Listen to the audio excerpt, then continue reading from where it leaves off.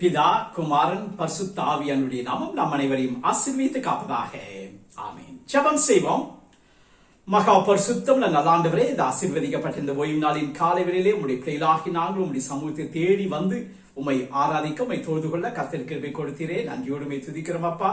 இன்றைக்கும் ஜீவனுள்ள ஆண்டவராக இருக்கிறீர். நேற்றும் என்று மாறாத ஆண்டவராக இருக்கிறீர். உம்மை தொழுது கொள்கிற பொழுதெல்லாம் எங்களுக்கு சமீபமாய் வந்து எங்களை திடப்படுத்தி பலப்படுத்தி உம்முடைய வார்த்தைகளினாலே எங்களை போஷிக்கின்ற ஆண்டவராக இருக்கிறீர். நன்றியோடு உம்மை துதிக்கிறோம். இப்பொழுதும் இந்த ஆராதனை வேலை எங்களுக்கு ஆசீர்வதித்து தாரும். உம்முடைய பிள்ளைகள் ஆயத்தத்தோடு உம்மை நோக்கி வந்திருக்கிறார்கள். உம்முடைய தெய்வீக கரம் ஒவ்வொருவரையும் ஆட்கொள்ளட்டும். இந்த ஆராதனை எங்கள் ஒவ்வொருவருக்கும் ஆசீர்வாதமாய் காணப்படுவதாக இயேசுவின் நாமத்தில் செபிக்கிறோம் நல்ல பிதாவே. நாம் யாவரும் ஆண்டுடைய நாமத்திற்கு புகழ்ச்சுண்டாக கீர்த்தனை 164வது கீர்த்தனுடைய 2 கவிகளை நாம் சேர்ந்து பாடுவோம். 164வது கீர்த்தனை. ஜெபத்தை கேட்கும் எங்கள் தேவா, ஜெபத்தின் வாஞ்சையை தந்திரலும். ஜெபத்தை கேட்கும் எங்கள் தேவா, ஜெபத்தின் வாஞ்சை தந்தருளும். ஜபத்திலே தரித்திருந்து ஜபத்தின் மேன்மை காண செய்வீர். ஜபமே ஜீவன், ஜபம் ஜெயம், ஜீவியத்திற்கு இதுவே சட்டம். ஜபமே ஜீவன், ஜபம் ஜெயம், ஜீவியத்திற்கு இதுவே சட்டம். ஊக்கத்துடனே ஓர் முகமாய் வாக்கு தத்தத்தை பற்றி கொண்டு நோக்கத்தை எல்லாம் நேர்மையாக்கி கேட்கும்படி கிருபை செய்வீர்.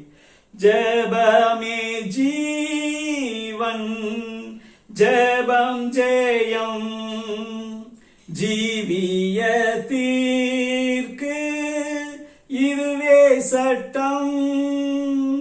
ஜபமே ஜீவன், ஜபம் ஜெயம், ஜீவியத்திற்கு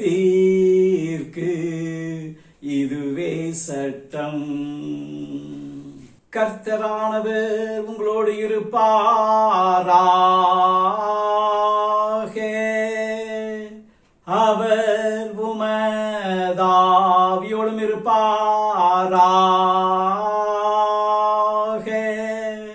பிரார்த்தனை செய்வோமாக. சர்வ வல்லமையுள்ள நித்திய கடவுளே, அபாத்தராகி நாங்கள் வேண்டிக் கொள்கிறதற்கும் நினைக்கிறதற்கும் மிகவும் அதிகமாக செய்ய வல்ல பேருள்ள கர்த்தாவே, உமது இரக்கத்தை எங்கள் மீது பொழிந்தருளி எங்கள் மனசாட்சிக்கு திகளை உண்டாக்குகிற யாவற்றையும் எங்களுக்கு மன்னித்து நாங்கள் உம்மிடம் கேட்க துணியாதவற்றையும் எங்களுக்கு கூட்டிக் கொடுத்தருள வேண்டும் என்று உம்மோடும் பரிசுத்தாவியோடும் என்றென்றைக்கும் ஜீவித்த அரசாளுகின்ற எங்கள் நாதர் இயேசு கிறிஸ்துவின் மூலமாய் உம்மை வேண்டிக் கொள்கிறோம் சுவாமி.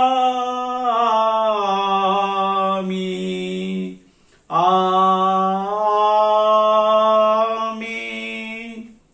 திருத்துவ பண்டிகைக்கு பின் வருகின்ற 11வது ஞாயிற்றுக்கிழமை ஆகிய இந்த நாளுக்கென்று நமக்கு கொடுக்கப்பட்டிருக்கின்ற சுவிசேஷ பகுதியை வாசிக்க கேட்போம். அது பரிசுத்த லூக்கா எழுதிய நற்செய்தி நூல் 18வது அதிகாரம் 9 14 வசனங்கள். லூக்கா 18வது அதிகாரம் 9 14 வசனங்கள் முடிய. இயேசு தங்களை நீதிமான்கள் என்று நம்பி மற்றவர்களை அற்பமாய் எண்ணின சிலரை பார்த்து இந்த ஊமையை சொன்னார். 2 மனுஷர் ஜெபம் பண்ண தேவாலயத்திற்கு போனார்கள். ஒருவன் பரிசேயன், மற்றவன் ஆயக்காரன். பரிசேயன் நின்று, ஆண்டவரே, பரிகாரர், அநியாயக்காரர், விபச்சாரக்காரர் ஆகிய மற்ற மனுஷரை போலவும் இந்த ஆயக்காரனை போலவும் நான் இராததினால் உமக்கு நன்றி செலுத்துகிறேன். வாரத்தில் 2 தரம் உபவாசிக்கிறேன். என் சம்பாத்தியில் எல்லாம் தசம பாகம் செலுத்தி வருகிறேன் என்று தனக்குள்ளே ஜெபம் பண்ணினான். ஆயக்காரனோ தூரத்தில் நின்று தன் கண்களையும் வானத்திற்கு ஏறெடுக்க துணியாமல் தன் மார்பிலே அடித்துக் கொண்டு, ஆண்டவரே, பாவியாக எனக்கு இறங்கும் என்றான். அவன் அல்ல, இவனே நீதிமானாக ஏற்றுக்கொள்ளப்பட்டவனாய் தன் வீட்டிற்கு திரும்பினான் என்று உங்களுக்கு சொல்கிறேன். தன்னை உயர்த்துகிறவன் எவனும் தாழ்த்தப்படுவான், தன்னை தாழ்த்துகிறவன் உயர்த்தப்படுவான் என்றார் என்பதே. பராபரனுடைய நல்ல வார்த்தைக்காக அவருக்கு ஸ்தோத்திரம். கிறிஸ்துவே உமக்கு ஸ்தோத்திரம். நாம் அகில உலகமெங்கிலும் உள்ள திருச்சபையோடு ஐக்கியப்பட்டவர்களாக நம்முடைய விசுவாசத்தை அப்போஸ்தல விசுவாச பிரமாணத்தின் மூலமாக யாவரும் பயபக்தியோடு நாம் அறிக்கை செய்வோமாக. வானத்தையும் பூமியும் படைத்த எல்லாம் வல்ல பிதாவாகிய கடவுளை விசுவாசிக்கிறேன். அவருடைய ஒரே குமாரனும் நம்முடைய ஆண்டவருமாகிய இயேசு கிறிஸ்துவை விசுவாசிக்கிறேன். இவர் பரிசுத்தாவினால் கர்ப்பத்தில் உற்பவித்து கன்னி மரியாளிடத்தில் பிறந்து பொந்திய பிலாத்தின் கீழ் பாடுபட்டு சிலுவையில் அறையுண்டு மரித்து அடக்கம் செய்யப்பட்டார். பாதாளத்தில் இறங்கி 3ஆம் நாள் மரித்தோர்ந்து உயிர்த்தெழுந்தார். பரத்திற்கேறி எல்லாம் வல்ல பிதாவாகிய கடவுளுடைய வலது பக்கத்தில் வீற்றிருக்கிறார். அவ்விடத்திலிருந்து உயிருள்ளோருக்கும் மரித்தோருக்கும் நியாய தீர்ப்பளிக்க வருவார். பரிசுத்த ஆவியானவரை விசுவாசிக்கிறேன். பொதுவான பரிசுத்த கிறிஸ்தவ சபையும் பரிசுத்தவான்களுடைய ஐக்கியமும் பாவ மன்னிப்பும் சரீர உயிர்த்ததிலும் நித்திய ஜீவனும் உண்டென்று விசுவாசிக்கிறேன். ஆமேன். நாம் அறிக்கிட்ட இந்த விசுவாசத்திலே நம் ஒவ்வொருவரும் நம் வாழ்நாள் முழுவதும் நிலைத்திருக்க ஆண்டவர் தாமே நமக்கு துணை செய்வாராக. ஆமேன்.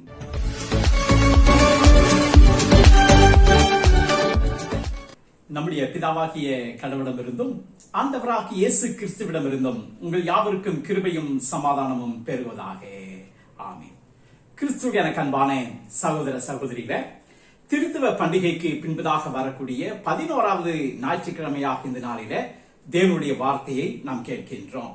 இன்றைக்கு தியான பகுதியாக நம்முடைய திருச்சபை மூலமாக நமக்கு கொடுக்கப்பட்டிருக்கின்ற வேத வசனம், அது பரிசுத்த லூக்கா எழுதிய நற்செய்தி நூல் 18வது அதிகாரம் 9லிருந்து 14 வசனங்கள். இந்த வசனத்தை சற்று நேரத்திற்கு முன்பு நீங்கள் சுவிசேஷ பகுதியாக வாசித்த பொழுது நீங்கள் கவனமாக கவனித்திருப்பீர்கள் என்று சொல்லி நான் நம்புகின்றேன். ஆகவே அதனுடைய ஒவ்வொரு வசனங்களாக நான் சொல்லி உங்களை வழிநடத்தி செல்லும் போது அதை நீங்கள் வேதாகமத்திலே திறந்து அதை பார்த்து அதிலே பின்பற்றும்படியாக நான் கேட்டுக்கொள்கின்றேன். இந்த பகுதி ஆண்டவராகிய இயேசு கிறிஸ்து சொன்ன ஒரு ஊமையாக இருக்கின்றது. ஆழமான கருத்துக்களை எல்லாம் எளிதிலே மக்கள், ஒரு சாதாரண மனிதர்கள் கூட புரிந்து கொள்கின்ற வகையில ஆண்டவராகிய இயேசு பல உதாரணங்களை சொல்லி ஆண்டவர் பெரிய சத்தியங்களை ஆண்டவர் விளக்குவார். ஓமை கதைகள், சம்பவங்கள், ஒப்புமைகள் இவற்றையெல்லாம் சொல்லி பெரிய பெரிய சத்தியங்களை எல்லாம் எளிதிலே புரிந்து கொள்ளக்கூடிய வகையில ஆண்டவர் சொல்லக்கூடிய வார்த்தைகளை நாம் பார்க்கின்றோம். இன்றைக்கு ஆண்டவராகிய இயேசு இந்த ஊமையை ஆண்டவர் சொல்லுகின்றார். லூக்கா எழுதின சுவிசேஷம் 18வது அதிகாரம் 9வது வசனத்தை உங்களுக்கு முன்பதாக நான் கொண்டு வருகின்றேன். தங்களை நீதிமான்கள் என்று நம்பி மற்றவர்களை அற்பமாய் எண்ணின சிலரை குறித்து ஒரு ஊமையை ஆண்டவராகிய இயேசு இங்கு சொல்லக்கூடியதை நாம் பார்க்கின்றோம். எனக்கு அன்பான சகோதர சகோதரியில, இயேசுடைய நற்செய்திகள் எல்லாம் மனிதர்களை, மக்களை, மனித சமுதாயத்தை அது நல்வழிப்படுத்தக்கூடியதாகவே இருந்தது. ஒரு மனுஷனுடைய வாழ்க்கையில அவன் எப்படி வாழ வேண்டும் என்பதை அது கற்றுத்தரக்கூடியதாக இருக்கிறது. ஒரு மனுஷன் எப்படி வாழணும், எப்படி வாழக்கூடாது, எதை செய்ய வேண்டும், எதை செய்யக்கூடாது என்பதை ஆண்டவர் தெளிவுபட அவர் கூறுகின்றதை நாம் பார்க்கின்றோம். எனக்கு அன்பான சகோதர சகோதரியில, ஒரு பாவி ஒரு நீதிமானாக மாற்றுவதற்கு அவன் என்ன செய்ய வேண்டும் என்கின்ற உதாரணத்தை நாம் பார்க்கின்றோம். வேதாகமத்தில பல இடங்களிலே 2 நிலைகளை ஆண்டவர் நமக்கு முன்பதாக அவர் வைக்கின்றார். அந்த 2 காரியத்தையும் ஆண்டவர் நமக்கு தெளிவுபடுத்தி இதிலே எதை நீ தெரிவு செய்து கொள்கின்றாய் என்கிற ஒரு காரியத்தை நாம் பார்க்கின்றோம். வேதாகமத்திலே நாம் பார்க்கும்போது பல இடங்களிலே, முதலாவதாக ஆதியாகமம் 4வது அதிகாரத்தில காயின், ஆபேல் இவர்கள் இருவருமே ஆண்டவருக்கு காணிக்கைகளை படைக்க தேவனுடைய சமூகத்திலே கொண்டு வந்து படைத்தார்கள் என்று சொல்லி நாம் பார்க்கின்றோம். ஒருவனுடைய காணிக்கை, காயினுடைய காணிக்கை ஆண்டவர் அங்கீகரிக்கவில்லை. ஆபேலுடைய காணிக்கையை ஆண்டவர் அங்கீகரித்தார் என்று சொல்லி நாம் பார்க்கிறோம். காரணம், அது இரண்டுக்கும் உள்ள வித்தியாசத்தை நாம் வேதத்திலே நாம் காண்கின்றோம். அடுத்ததாக நாம் பார்க்கும்போது மத்தேயு 25வது அதிகாரத்திலே நாம் பார்க்கும்போது மணவாளனை எதிர்கொண்டு புறப்பட்டு அழைக்கின்ற 10 கன்னிகைகளிலே 5 பேர் புத்தியுள்ளவர்களாகவும் 5 பேர் புத்தி இல்லாதவர்களாகவும் இருந்தார்கள். அவருடைய நடவடிக்கையினாலே, ஆயத்தம் இல்லாததினாலே 5 பேர் அந்த மணவாளனை சந்தித்தார்கள். மற்றவர்கள் அவர்கள் கைவிடப்பட்டார்கள் என்று சொல்லி நாம் பார்க்கின்றோம். லூக்கா 16வது அதிகாரத்தில் ஐஸ்வர்யவான், லாசரு, இவர்களை குறித்து நாம் பார்க்கின்றோம். இருவருமே மரித்து அவர்கள் செல்கின்றார்கள். ஐஸ்வர்யவான் அவன் நரகத்திற்கும், அந்த இங்கு கஷ்டப்பட்டு கொண்டிருந்த, உணவுக்கே ஏங்கிக் கொண்டிருந்த அந்த லாசருவு பரலோகத்திற்கும் எடுத்து செல்லப்படக்கூடிய காரியத்தை நாம் பார்க்கின்றோம். அவருடைய வாழ்க்கை எப்படிப்பட்டதாக இருந்தது என்பதை அவர்கள் மூலமாக நாம் பார்க்கின்றோம். நியாய தீர்ப்பின் நாட்களில என்ன நடக்கும்? மத்தேயு 25வது அதிகாரத்திலிருந்து 31வது வசனத்திலிருந்து நாம் பார்க்கும்போது ஆண்டவர் வெள்ளாடுகளையும் செம்மறியாடுகளையும் இரண்டாக பிரித்து ஆண்டவர் வலதுபுறத்தில் இருக்கக்கூடிய செம்மறியாடுகளை பார்த்து, வாருங்களேன், பிதாவினாலே ஆசீர்வதிக்கப்பட்டவர்கள் என்று சொல்லி அந்த பரலோகத்திற்கு இடம் கொடுக்கின்றார். இடதுபுறத்தில் இருக்கக்கூடிய வெள்ளாடுகளை பார்த்து அவர்களை நரகத்திற்கு ஒப்புக் கொடுக்கக்கூடியதை நாம் பார்க்கின்றோம். மத்தேயு 7வது அதிகாரம் 24வது வசனத்திலிருந்து வாசிக்கும் போது 2 பேர் வீட்டை கட்டுகிறார்கள். ஒருவன் புத்தி உள்ளவன், இன்னொருவன் புத்தி இல்லாதவன். அந்த புத்தியினுடைய வீடு அது பல நெருக்கங்கள் வந்தாலும் அது பாதுகாக்கப்பட்டது. புத்தி இல்லாத மனிதன் கட்டிய வீடோ அது மணலின் மீது கட்டியதினால அது அழிந்து விட்டது என்று சொல்லி நாம் பார்க்கின்றோம். ஆண்டவராகிய இயேசு கிறிஸ்து தன்னை குறித்து அவர் சொல்லும் போது அவர் என்ன சொல்லுகின்றார்? நானே நல்ல மேய்ப்பன் என்று சொல்லி அந்த நல்ல மேய்ப்பனுடைய குணாதிசயத்தை அவரிடவர் சொல்லுகின்றார். நல்ல மேய்ப்பன் ஆடுகளுக்காக தன் ஜீவனை கொடுக்கின்றான் என்று சொல்லுகின்றார். அதே வண்ணமாக ஒரு கெட்ட மேய்ப்பன், நல்ல மேய்ப்பனாக இல்லாதவன் என்ன செய்கின்றான்? ஓனாய் வருகிறதை கண்டு தன் ஆடுகளை விட்டு அவன் ஓடி போகிறான். அப்ப அந்த ஓனாய் வந்து அந்த ஆடுகளை அது கொன்றுவிட்டு போகக்கூடிய ஒரு நிலையை நாம் பார்க்கின்றோம். இந்த நாளினுடைய இந்த உதாரணத்திலே நாம் பார்க்கின்றோம். ஆண்டவராகிய இயேசு நாம் எப்படி ஜெபிக்க வேண்டும் என்று ஆண்டவர் கற்றுத்தரக்கூடியதை நாம் பார்க்கின்றோம். ஒரு நாள் ஆண்டவராகிய இயேசுவிடம் அவருடைய சீஷர்கள் எல்லாம் வந்து, ஆண்டவரே, எங்களுக்கு ஜெபிக்க கற்றுத்தாரும் என்று சொல்லி அவர்கள் கேட்கின்றார்கள். இயேசு அவர்களுக்கு அந்த ஜெபத்தை கற்றுத்தருகிறார். ஒரு சிஸ்டமேட்டிக் பிரேயர் என்று சொல்லுவோம். பரமடங்களில் இருக்க எங்கள் பிதாவே என்று சொல்லி நாம் சொல்லக்கூடிய அந்த ஜெபத்தை ஆண்டவராகிய இயேசு தன்னுடைய சீஷர்களுக்கு ஆண்டவர் கற்றுத்தரக்கூடியதை நாம் பார்க்கிறோம். அதுல என்னென்ன கண்டென்ட் எல்லாம் இருக்கு என்பதை அதை நாம் படிக்கும் போது நாம் புரிந்து கொள்கின்றோம். இன்றைக்கு தியான பகுதியாக கொடுக்கப்பட்ட இந்த பகுதியில நாம் எப்படிப்பட்ட ஜெபத்தை நாம் ஏறெடுக்க வேண்டும், எப்படிப்பட்ட ஒரு ஜெபம் நமக்குள்ளாக ஒரு மாறுதலை உண்டாக்கும் என்பதை குறித்து ஆண்டவர் சொல்லக்கூடிய ஒரு காரியத்தை நாம் பார்க்கின்றோம். நாம் எப்படி ஜெபிக்கணும், எப்படி ஜெபித்தால் அந்த ஜெபம் அது கேட்கப்படும், எப்படி ஜெபிக்க கூடாது என்பதையும் ஆண்டவர் சொல்லக்கூடிய அந்த வார்த்தையிலே நாம் பார்க்கின்றோம். 2 பேர் ஜெபம் பண்ணும்படி தேவாலயத்திற்கு போனார்கள் என்று சொல்லி இந்த 10வது வசனத்திலே நாம் வாசிக்கின்றோம். பரிசேயன், ஆயக்காரன், இவர்கள் இருவருமே ஜெபிக்கும்படியாக தேவாலயத்திற்கு போகிறார்கள். நல்லதுதானே? ஆண்டவரத்தில் ஜெபிக்கும்படியாக இருவருடைய எண்ணங்களும் சிந்தனைகளும் அது நன்றாகத்தான் இருந்தது. 2 பேரும் ஜெபிக்கும்படியாக அவர்கள் போகின்றார்கள். ஆனால் அவர்கள் அங்கு ஜெபித்த ஜெபத்திலே வித்தியாசங்கள் உண்டு. ஒரு ஜெபம் ஆண்டவராலே அங்கீகரிக்கப்படுகின்றது, இன்னொரு ஜெபமோ ஆண்டவராலே அங்கீகரிக்கப்படவில்லை என்று சொல்லி நாம் பார்க்கின்றோம். இதற்கு காரணம் என்ன என்று நாம் யோசித்து பார்க்கும் போது நாம் வேதாகமத்தில் நாம் பார்க்கின்றோம். பரிசேயன் அவன் எப்படி ஜெபித்தானாம்? 11வது வசனத்துல பரிசேயன் நின்று, தேவனே, நான் பரிகாரர், அநியாயக்காரர், விபச்சாரக்காரர் ஆகிய மற்ற மனுஷரை போலவும் இந்த ஆயக்காரனை போலவும் இராததினால் உம்மை ஸ்தோத்திரிக்கிறேன் என்று சொல்லி அவன் ஜெபிக்கின்றான். இந்த பரிசேயன் தன்னுடைய செயல்களை எல்லாம் அவன் பட்டியலிட்டு அவன் சொல்கின்றான். நான் நேர்மையாய் நடக்கின்றவன், நான் அநியாயம் செய்யாதவன், நான் ஒழுக்கத்திலே சிறந்தவன், நான் வாரத்திலே 2 தரம் உபவாசிக்கின்றவன், நான் சரியாய் ஆண்டவருக்கு தசம பாகம் செலுத்தக்கூடியவன் என்று சொல்லி தன்னுடைய பெருமைகளை எல்லாம் அவன் சொல்லிக் கொண்டிருக்கக்கூடிய ஒரு காரியத்தை நாம் பார்க்கின்றோம். ஆகவே அவன் தன்னை ஒரு நீதிமானாக எண்ணிக்கொண்டிருந்தான் என்று சொல்லி நாம் பார்க்கிறோம். இப்படிப்பட்ட நற்செயல்கள் எல்லாம் என்னிடத்தில் இருக்கிறதுனால நான் நீதிமான், நிச்சயமாக எனக்கு அந்த நித்திய ஜீவனிலே இடம் என்று சொல்லக்கூடிய ஒரு நம்பிக்கை அவனுக்குள்ளாக இருக்கக்கூடியதை நாம் பார்க்கின்றோம். அதே நேரத்தில் அவன் என்ன செய்கின்றான், தன் அருகாமையில் நின்று ஜெபித்துக் கொண்டிருந்த ஆயக்காரனோடு தன்னை ஒப்பிட்டு தன்னை நீதிமான் என்று தீர்க்கின்றான். அதே நேரத்தில் அந்த ஆயக்காரனை ஒரு பெரிய ஒரு பாவியாக அவன் தீர்க்கக்கூடியவனாக இருக்கின்றதை நாம் பார்க்கின்றோம். இந்த பரிசேயனுடைய ஜெபத்துல அது பெருமை நிறைந்திருந்தது என்பதை நாம் அறிந்து கொள்கின்றோம். வேதத்திலே நாம் பார்க்கக்கூடிய காரியம் என்ன? யாக்கோபு 4வது அதிகாரம் 6வது வசனத்துல தேவன் பெருமையுள்ளவர்களுக்கு எதிர்த்து நிற்கின்றார், தாழ்மையுள்ளவர்களுக்கு ஆண்டவர் கிருபை அளிக்கிறார் என்று சொல்லி வேத வசனத்திலே நாம் வாசிக்கின்றோம். இந்த பரிசேயனுடைய ஜெபத்திலே தன்னைத்தான் நீதிமான் என்று தீர்க்கின்றான்.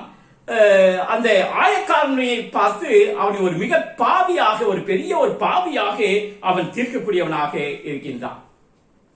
எனக்கு அன்பான சகோதர சகோதரிகளே, இன்றைக்கு உலகமும் இப்படித்தான் அது இருந்து கொண்டிருக்கிறது.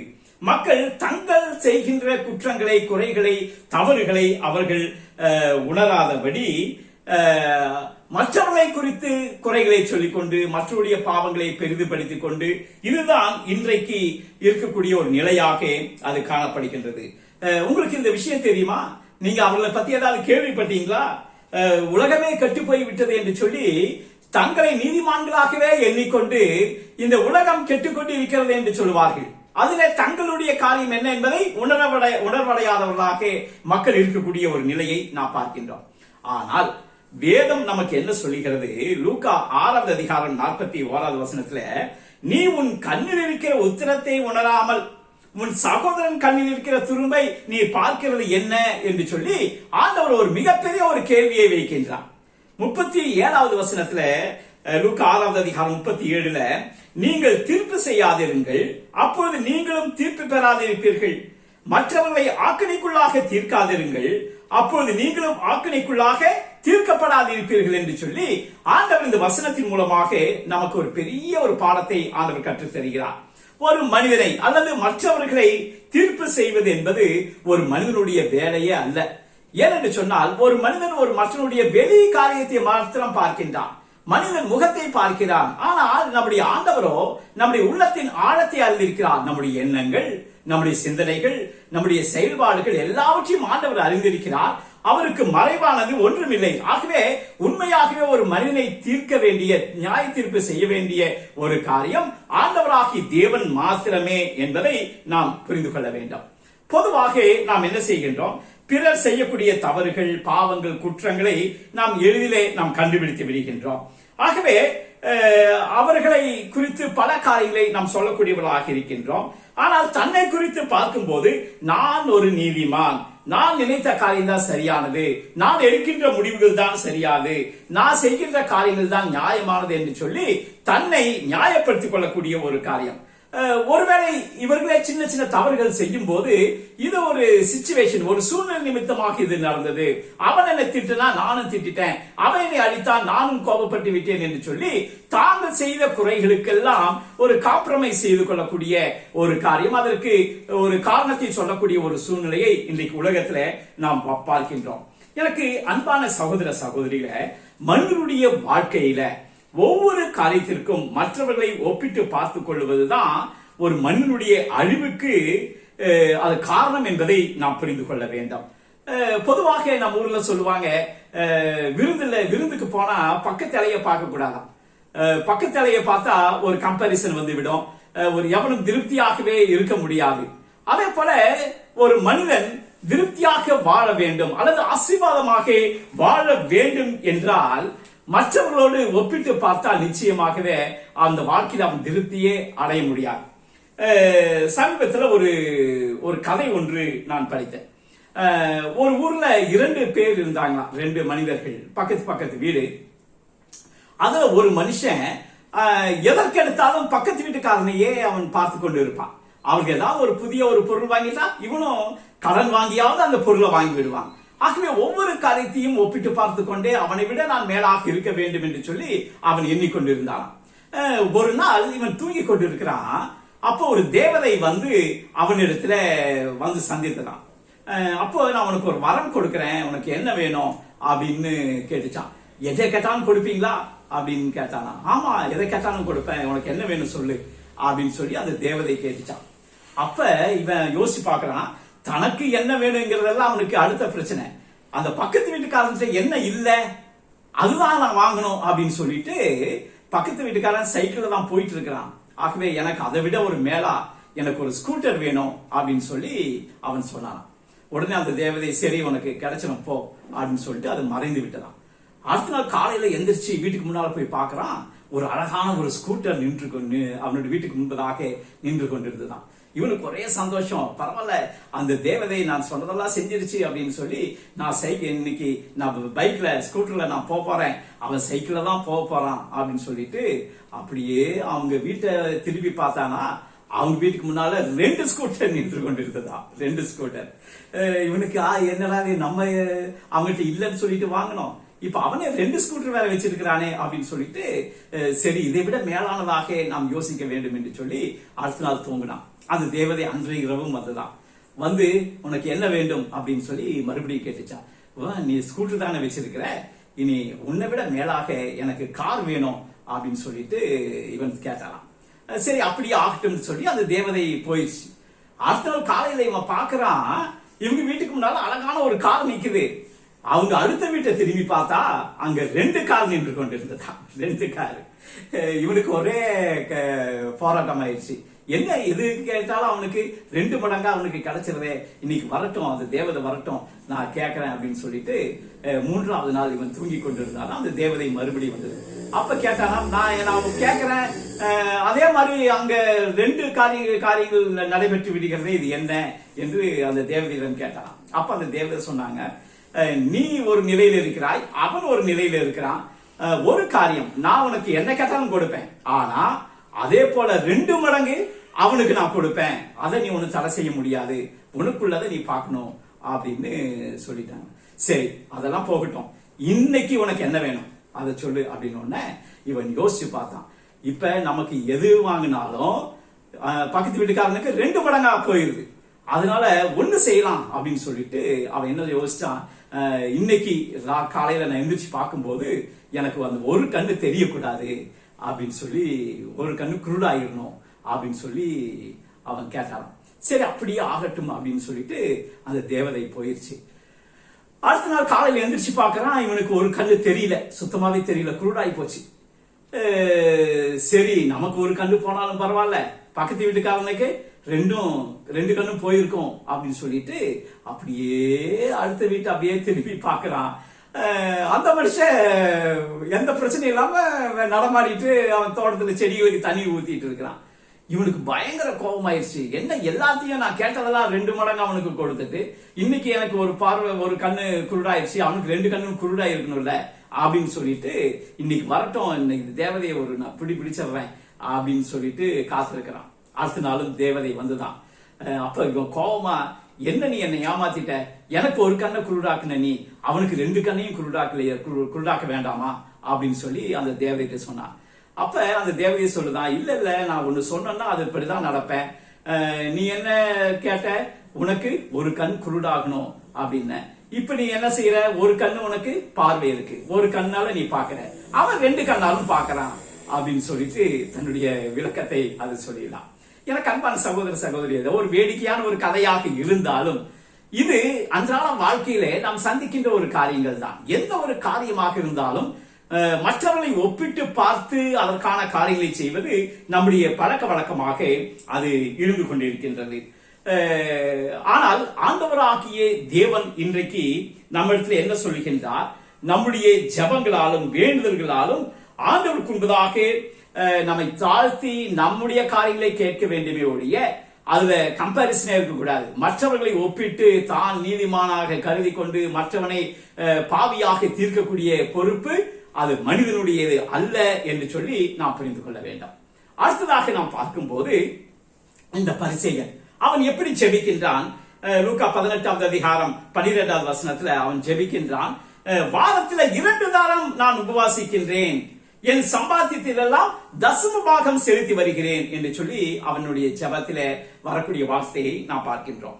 இங்கு பரிசேயன் தன்னுடைய அருமை பெருமைகளை எல்லாம் அவன் பெருமிதத்தோடு அவன் சொல்லிக் கொள்கின்றான். ஒரு பெரிய ஒரு தற்பெருமை அவனுக்குள்ளாக இருக்கிறது.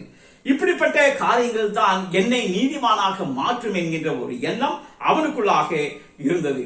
அவனுடைய உபவாசிக்கக்கூடிய காரியங்கள், அவன் தசமபாகம் செலுத்தக்கூடிய காரியங்கள், இவைதான் என்னை நித்தியத்திற்குள்ளாக வழிநடத்தும் என்று சொல்லி அவன் நம்புகின்றான்.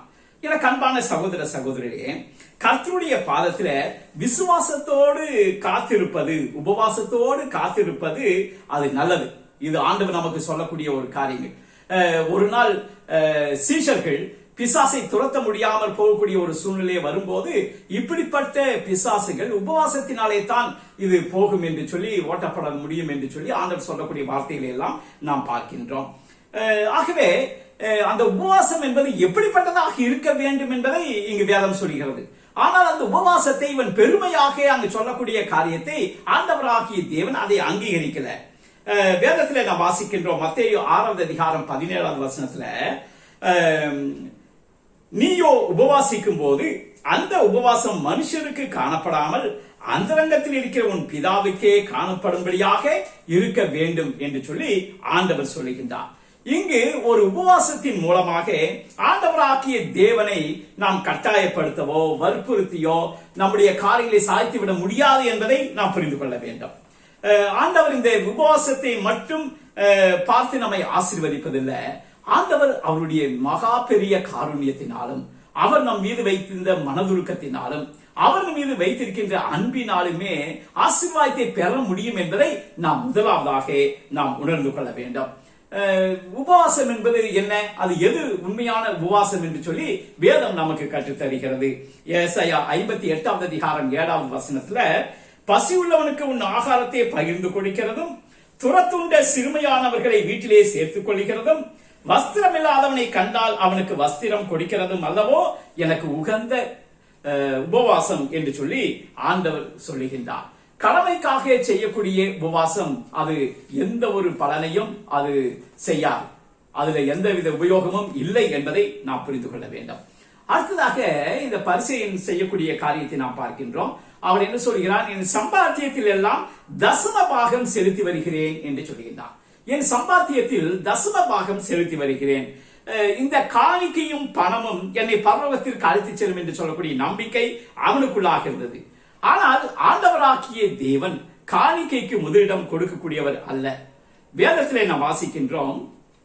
மத்தேயு எழுதின சுவிசேஷம் 5வது அதிகாரம் 23-24வது வசனத்துல, நீ பலிபீடத்தில் உன் காணிக்கையை செலுத்த வந்து உன் பேரில் உன் சகோதரனுக்கு குறை உண்டென்று அங்கே நீ நினைவு கூறுவாயாகில் அங்கேதானே பலிபீடத்தின் முன் உன் காணிக்கை வைத்துவிட்டு போய் முன்பு உன் சகோதரனோடு ஒப்புரவாகி பின்பு வந்து உன் காணிக்கையை செலுத்து என்று சொல்லக்கூடிய ஒரு வார்த்தையை மலைப்பிரசங்கத்திலே நாம் பார்க்கின்றோம். ஆக ஆண்டவர் நம்மிடமிருந்து விரும்புவது நம்முடைய காணிக்கைகளையோ தசம பாகத்தையோ அல்ல, அதை விட நம்முடைய உள்ளத்தையும் நம்முடைய இருதயத்தையும் நம்முடைய வாழ்க்கையும் தான் ஆண்டவர் விரும்புகின்றார். ஆகவே மன நிறைவோடு ஆண்டவருக்கு ஸ்தோத்திர பலிகளோடு நாம் செலுத்தக்கூடிய காரியங்களை ஆண்டவர் அங்கீகரிக்கிறார், உண்மைதான். அதே நேரத்தில் விருப்பம் இல்லாமல் அது வருத்தத்தோடு நாம் கொடுக்கக்கூடிய எந்த காணிக்கையோ அல்லது கடமைக்காக கொடுக்கக்கூடிய காணிக்கையோ ஆண்டவர் அங்கீகரிப்பதல்ல. அதை விட மெய்யான மனஸ்தாபத்தோடு ஆண்டவரை தேடி வரக்கூடியதைத்தான் ஆண்டவர் விரும்புகிறார் என்பதை நாம் புரிந்து கொள்ள வேண்டும். ஆரம்பத்தில் நாம் பார்த்தோம், காயின் ஆபேல் 2 பேருமே காணிக்கை தான் செலுத்த வந்தாங்க. ஆனால் ஒருவன் அதை செலக்ட் பண்ணும்போது, ஆண்டவருக்கு காணிக்கை கொடுக்கும் போது தலையீற்றுகளிலே சிறந்ததை கொண்டு வந்து படைத்தான். கடவுளுக்கு இதை நான் சிறப்பாக செய்ய வேண்டும்.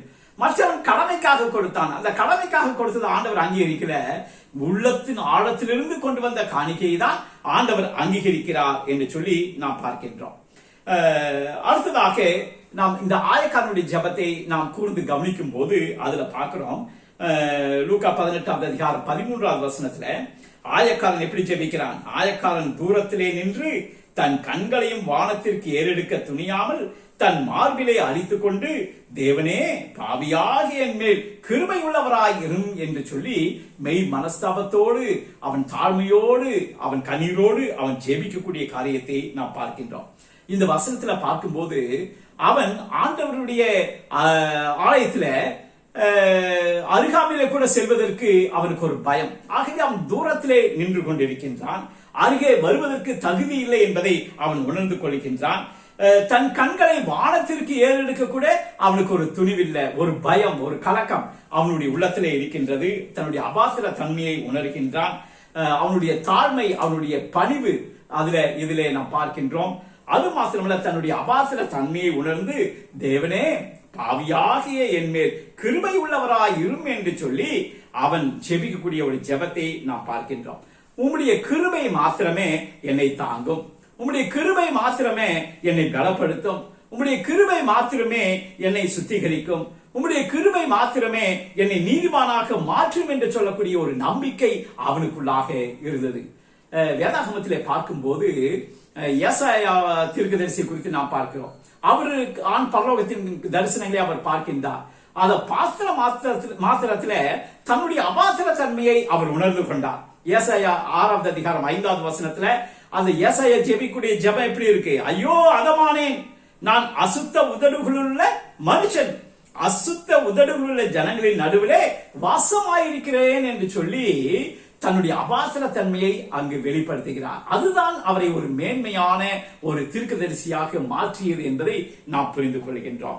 இங்கு இந்த பகுதியில இந்த ஆயக்காரன் தாழ்மையோடு ஏறெடுத்த அந்த ஜெபத்தை ஆண்டவர் ஏற்றுக்கொண்டு அவனை நீதிமானாக மாற்றக்கூடியதை நாம் பார்க்கிறோம். பரிசேயனுடைய ஜெபம் அது ஆண்டவரால் ஏற்றுக்கொள்ளப்பட்டதா? இல்ல, அது ஏற்றுக்கொள்ளப்படவில்லை. அவனுடைய ஜெபமோ அவனுடைய உபவாசமோ அவனுடைய காணிக்கைகளோ அவனை நீதிமானாக மாற்றவில்லை. அந்த தேவாலயத்திற்கு அவன் எப்படி வந்தானோ அதே வண்ணமாகத்தான் அவன் திரும்பி போனான். ஆனால் ஆயக்காரனுடைய நிலையை பாருங்கள். லூக்கா 18வது அதிகாரம் 14வது வசனத்துல பரிசேயன் அல்ல, ஆயக்காரனாகி இவனே நீதிமானாக்கப்பட்டவனாய் தன் வீட்டிற்கு திரும்பி போனான்.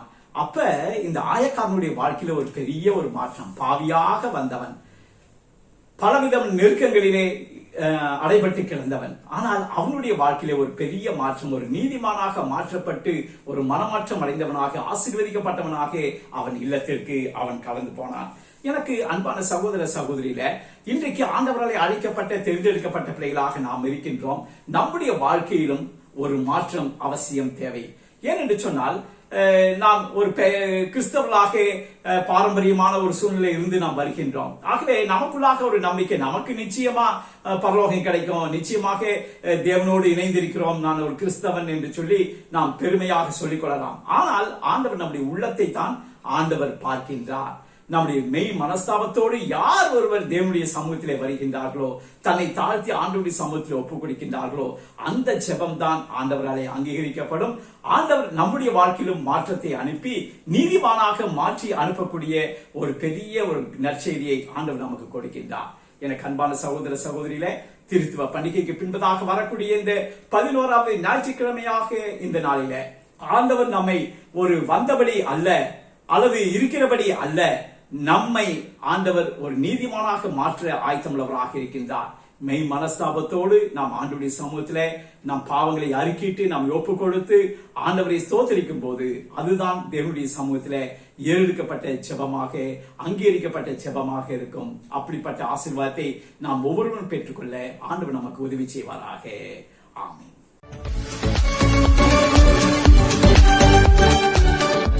ஜெபம் செய்வோம். மகா பரிசுத்தமுள்ள நல்ல ஆண்டவரே, இந்த ஆசீர்வதிக்கப்பட்ட இந்த நல்ல நாளிலே உங்களுடைய வார்த்தையின் மூலமாக எங்களோடு பேசினீர். ஆண்டவரே, 2 பேரை எங்களுக்கு முன்பதாக கொண்டு வந்து பரிசேயன், ஆயக்காரன் இருவரும் ஆண்டவர் நற்காரியங்களை தான் செய்தார்கள், ஜெபிக்க வந்தார்கள், ஜெபித்தார்கள். ஆனால் அந்த ஜெபம் எப்படிப்பட்டதாக இருக்க வேண்டும் என்று சொல்லி நீர் எங்களுக்கு கற்றுத் தருகிறீர். ஆண்டவரே, பெருமையோடு ஆண்டவரே அல்ல, ஆண்டவர் நாங்கள் செய்யக்கூடிய நற்காரியங்களை பார்த்து மாத்திரமல்ல, எவன் ஒருவன் மெய் மனஸ்தாபத்தோடு தன் பாவங்களுக்காக வருத்தப்பட்டு உங்களுடைய சமூகத்திலே தாழ்த்தி வருகின்றானோ அவனுடைய ஜெபங்கள் மாத்திரமே அங்கீகரிக்கப்படும் என்று சொல்லி ஆண்டவர் எங்களோடு பேசி இருக்கிறீர். ஆகவே ஒருபோதும் ஆண்டவரே நாங்கள் பெருமை உள்ளவர்களாக அல்ல, ஆண்டவரே மெய் மனஸ்தாபத்தோடு தாழ்மையுள்ள இதயத்தோடு உங்களுடைய சமூகத்திலே வந்து நாங்கள் ஜெபித்து ஆசீர்வாதத்தை சுதந்திரித்துக் கொள்ள பலனைத்தார். இந்த ஆராதனையில் பங்கு பெற்ற பிள்ளைகள் ஒவ்வொருவரையும் அப்படியாய் ஆசீர்வதித்து வழிநடத்துவீராக. இயேசுவின் நாமத்தில் ஜெபிக்கிறோம் நல்ல பிதாவே. ஆமென். பரமண்டலங்களில் இருக்கிற எங்கள் பிதாவே, உம்முடைய நாமம் பரிசுத்தப்படுவதாக, உம்முடைய ராஜ்யம் வருவதாக, உம்முடைய சித்தம் பரமண்டலத்திலே செய்யப்படுகிறது போல பூமியிலேயும் செய்யப்படுவதாக. அன்றுள்ள ஆகாரத்தை எங்களுக்கு தாரும். எங்கள் கடன்காலுக்கு நாங்கள் மன்னிக்கிறது போல பாவ கடன்களை மன்னித்துவிடும். எங்களை சோதனைக்கு பிரவேசிக்க பண்ணாதரும் தீமையை ரட்சித்தருளும். ராஜ்யம் வல்லமை மகிமையும் என்றென்றைக்கு முடியலே சுவாமி. ஆமென். கர்த்தரானவர் உங்களோடு இருப்பாராக. அவர் உமதாவியோடும் இருப்பாராக. கர்த்தரானவர் உன்னை ஆசீர்வதித்து உன்னை காப்பாராக.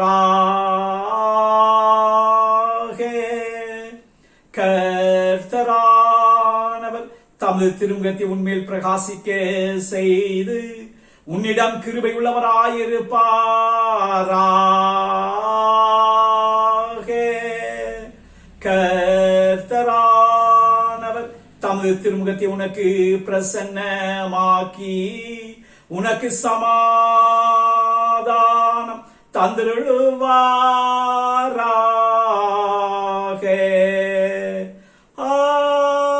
ஆமென், ஆமென்,